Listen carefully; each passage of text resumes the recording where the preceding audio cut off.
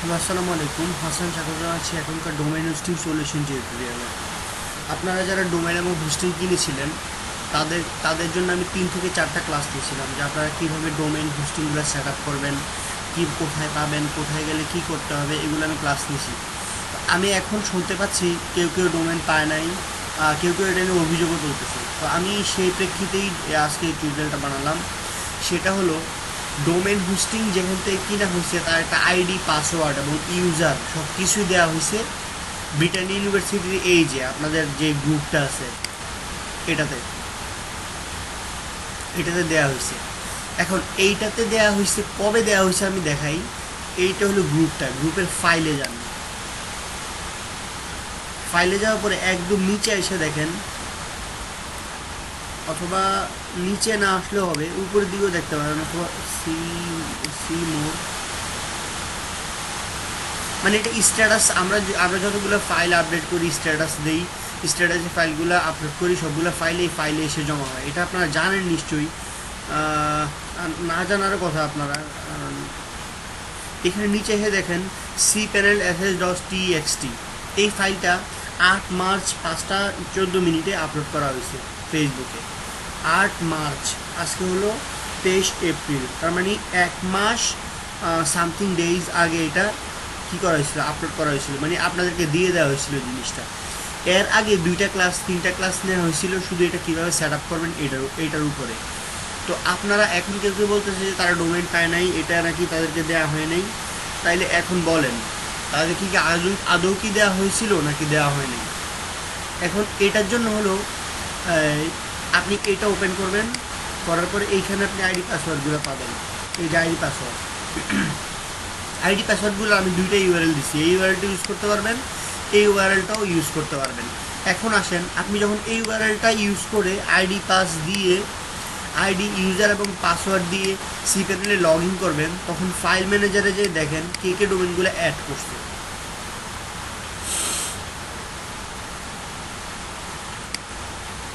কে কে ডোমেনগুলো add করছে দেখেন।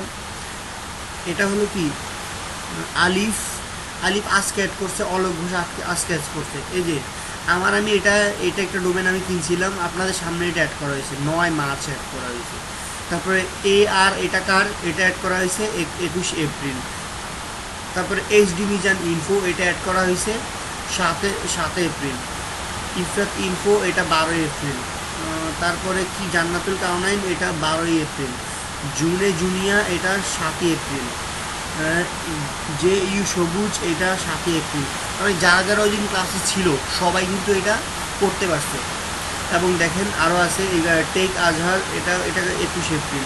তারপরে মেহেদি মেহেদি 21 এপ্রিল। এগুলো যারা যারা ছিল, মানে যারা যারা বিইউ অনলাইন এটা 7 এপ্রিল। যারা যারা এখানে ছিল, ক্লাসে ছিল, তারা সবাই পারছে। আপনারা যারা ছিলেন না, এটা আপনাদের রেসপন্সিবিলিটি, আপনারা কেন ছিলেন না, সুতরাং এটা আপনারা বহন করবেন সব কিছু। আমি কি বোঝাতে পারছি ব্যাপারটা?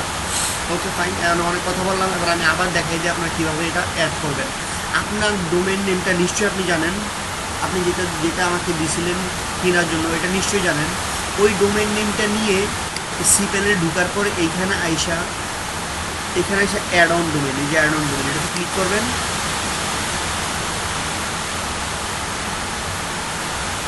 ক্লিক করার পরে অ্যাড নিউ ডোমেন, এই জায়গায় আপনার ডোমেন নামটা দেবেন .com সহ।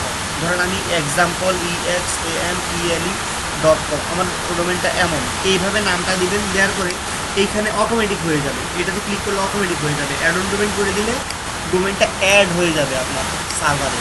তখন অ্যাড হয়ে যাওয়ার পরে আপনি এমন একটা ফোল্ডার পাবেন আপনার নামে, এই যে ধরেন অলোক ঘোষ, এমন একটা ফোল্ডার আপনার ক্রিয়েট হয়ে যাবে আপনি যে ডোমেনের নামে। তখন এটাতে ক্লিক করলে এই যে আপনি এই ডিরেক্টরিটা পাবেন। আমি কি বুঝাতে পারছি?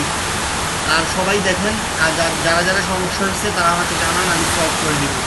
আমি আবারও বলতেছি, এটা আপনাদের রেসপন্সিবিলিটি, আমার না। আমি অবশ্যই সব কিছু দেখাইছি, এবং যারা যারা পাচ্ছে তারা কীভাবে পাচ্ছে দেখেন।